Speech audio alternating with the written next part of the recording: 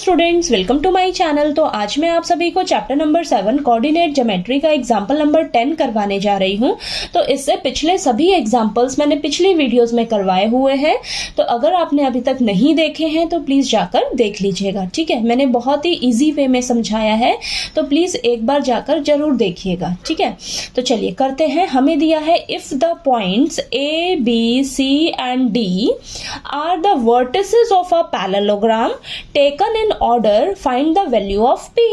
तो देखिए हमें बोला है कि ये 4 पॉइंट्स जो है ना, ये जो 4 पॉइंट्स हैं ये पैरेललोग्राम के क्या है, वर्टिसेस हैं। ठीक है, और आपने इन्हें ऑर्डर में ही लेना है और हमें पी की वैल्यू फाइंड आउट करके बतानी है। ठीक है, तो देखिए यहाँ पर मैंने फिगर ड्रॉ किया है।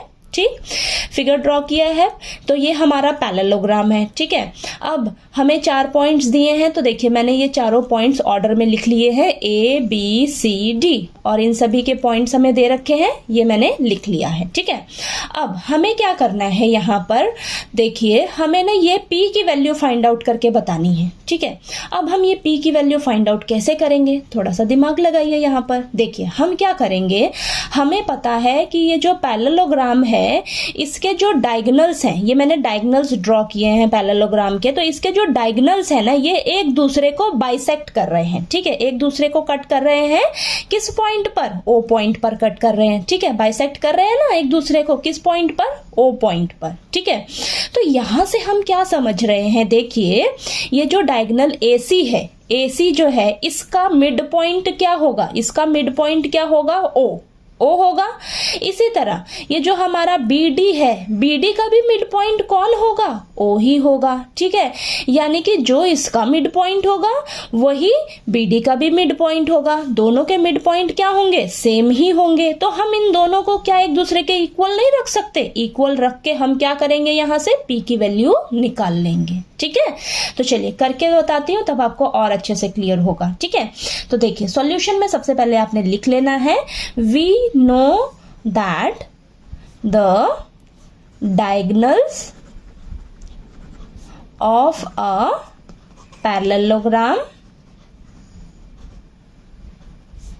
bisect each other। हमें पता है कि जो डायगोनल्स हैं पैरेललोग्राम के वो एक दूसरे को बाइसेक्ट करते हैं। ठीक है, तो यहां से हम क्या लिखेंगे, so the coordinates of the mid point of AC, यानी कि जो AC का मिड पॉइंट होगा उसके जो कोऑर्डिनेट्स आएंगे ना हमारे पास वो सेम होंगे किसके, इसके कोऑर्डिनेट्स के। BD के जो पॉइंट होगा, मिड पॉइंट होगा, तो वो दोनों एक दूसरे के इक्वल ही आएंगे। तो हम इन दोनों को एक दूसरे के इक्वल रखेंगे और यहां से इसको सॉल्व करके क्या करेंगे, दोनों तरफ मिड पॉइंट फॉर्मूला अप्लाई करेंगे। ठीक है, अप्लाई करके हम P का वैल्यू निकालेंगे। ठीक है, coordinates of the mid point of BD। ठीक है, तो अब हम यहाँ पर क्या करेंगे, दोनों तरफ ना मिड पॉइंट फॉर्मूला लगाएंगे। ठीक है, तो यहाँ पर मैं साइड में मिड पॉइंट फॉर्मूला लिख देती हूँ। ठीक है, अपने फॉर्मूला जरूर लिखने हैं पेपर में।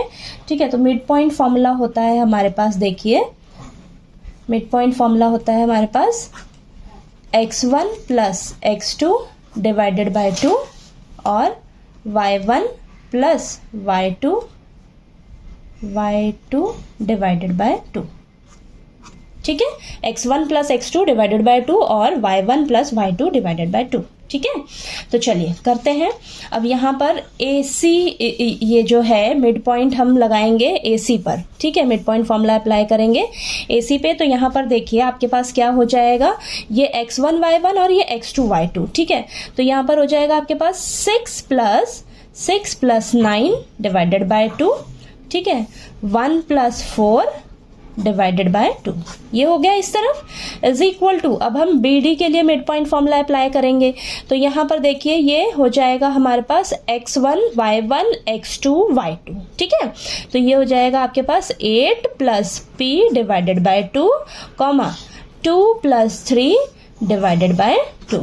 इतना क्लियर हुआ आपको? ठीक है, कोई दिक्कत नहीं। अब आगे देखिए, चलिए यहाँ पर 6 प्लस 9 कितना हो जाएगा, 15/2 और ये 5/2, ये आ गया आपके पास, is equal to 8 plus p divided by 2 comma 5/2। ठीक है, ये आ गया। अब हम यहाँ पर कंपेयर कर लेंगे। ठीक है, तो देखिए यहाँ पर इन दोनों को हम कंपेयर करेंगे। ये देखिए ये तो आपके पास सेम है ना। ठीक है, अब देखिए इसको कंपेयर करेंगे तो ये आ जाएगा आपके पास 15/2 is equal to 8 plus p divided by 2। ठीक है, ये आपकी x की वैल्यू है, ये y की वैल्यू है। ठीक है, तो इन दोनों को हम कंपेयर करेंगे तो ये आया आपके पास। अब इसको सॉल्व करिए, 2 से 2 कैंसिल हो जाएगा। ठीक है, तो यहाँ पर 8 प्लस का है, इस साइड जाकर माइनस का 8 हो जाएगा और इधर p। ठीक है, तो यहाँ से आपके पास देखिए 7 आ जाएगा। 7 इज इक्वल टू p, यानी कि आपके पास p की वैल्यू क्या निकल कर आ गई, 7 आ गई। p की वैल्यू 7 आ गई ना। ठीक है, p की वैल्यू आपके पास 7 आ गई। p की वैल्यू ही हमें निकाल कर बतानी थी। अब अगर आप यहाँ पर देखिए आपके पास मिड पॉइंट फॉर्मूला लगाने पर आपके पास कोऑर्डिनेट्स क्या निकल कर आ रहे हैं, 15/2 और 5/2। ठीक है, आपकी p की वैल्यू 7 आ रही है ना, यहाँ पर p की वैल्यू 7 रखिए जरा। p की वैल्यू 7 रखोगे तो 8 प्लस 7 डिवाइडेड बाय 2 यानी कि 15/2। तो देखिए 15/2 और ये 5/2 सेम आएगा, इधर भी सेम इधर भी सेम। ठीक है, तो यही तो हम कह रहे थे कि जो इसका मिड पॉइंट होगा वही इसका भी मिड पॉइंट होगा, यानी कि कोऑर्डिनेट्स दोनों के क्या होंगे, सेम ही होंगे, सेम ही होंगे ना।